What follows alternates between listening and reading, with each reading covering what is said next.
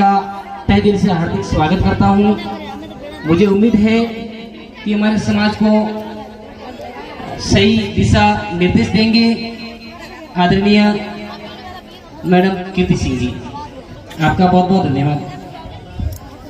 बोलिए बाबूजी महाराज की,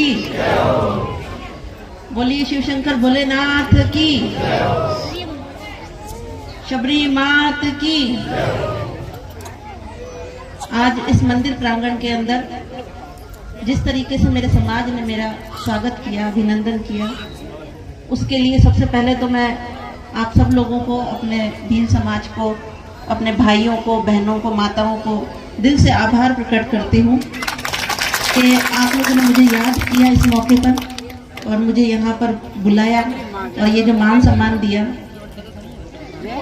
इस कमेटी के हमारे भील समाज के अध्यक्ष महोदय, उनकी पूरी कार्यकारिणी, मेरे समाज के बड़े बुजुर्गों, माताओं, भाइयों, बहनों और प्यारे बच्चों, मुझे पहली बार मौका मिला है बोर्ड के उपाध्यक्ष बनने के बाद में कि मैं अपने यहाँ के भील समाज के बीच में जाऊं, जाकर मिलूं, बातचीत करूं।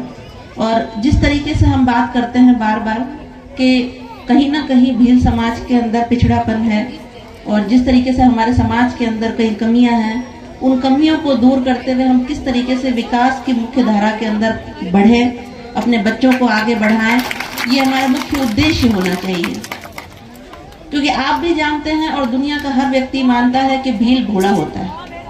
और ये मैं भी मानती हूँ, क्योंकि भील समाज इतना भोला है, तभी तो हमारी ये स्थिति है कि हम आज यहाँ पर बैठकर और इस विषय पर बात कर रहे हैं कि जब देश के अंदर हर जाति, हर वर्ग का आदमी, हर पीढ़ी का आदमी आगे बढ़ रहा है, तो हमारे साथ में ऐसा क्यों होता है कि हम सबसे पीछे खड़े रह जाते हैं।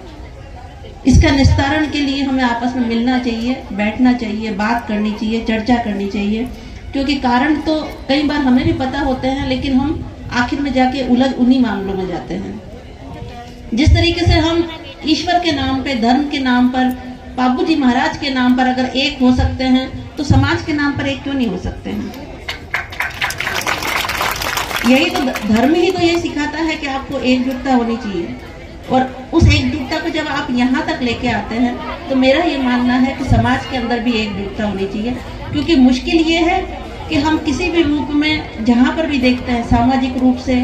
राजनीतिक रूप से, आर्थिक रूप से, हर रूप में पिछड़े हुए हैं, और उसी का नतीजा ये होता है कि हम बार बार हर जगह बढ़ जाते हैं और समाज का हम एकीकरण नहीं कर पाते हैं।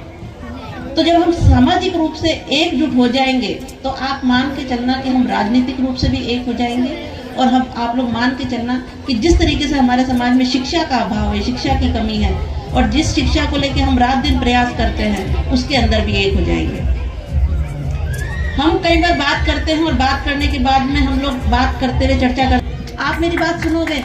और ताली बजाओगे, लेकिन वो ताली मुझे नहीं चाहिए। मुझे चाहिए कि अगर मैं कोई बात बोल रही हूँ और आपको इस वक्त अच्छी लग रही है, तो उस वक्त आपको अच्छी लगने वाली बात पर अमल करना चाहिए। अभी आप मेरी हाँ में हाँ कर दो और कह दो हमारी बहन ने बहुत अच्छा किया, और बहन भी गई, बात भी गई, तो मतलब क्या उस बात का। ये जो बात है ये महत्वपूर्ण है। आज की तारीख के अंदर हम लोग राजनीतिक रूप से, सामाजिक रूप से, आर्थिक रूप से इतने पिछड़े, उनका काम नहीं हुआ तो ये हमारे काम का नहीं, ऐसा नहीं होता है। हमारी जो लड़ाई है वो बहुत बड़े स्तर तक है। या मैं तो बोलती हूँ, किसी न किसी अधिकारी के पास में कोई पद होता है,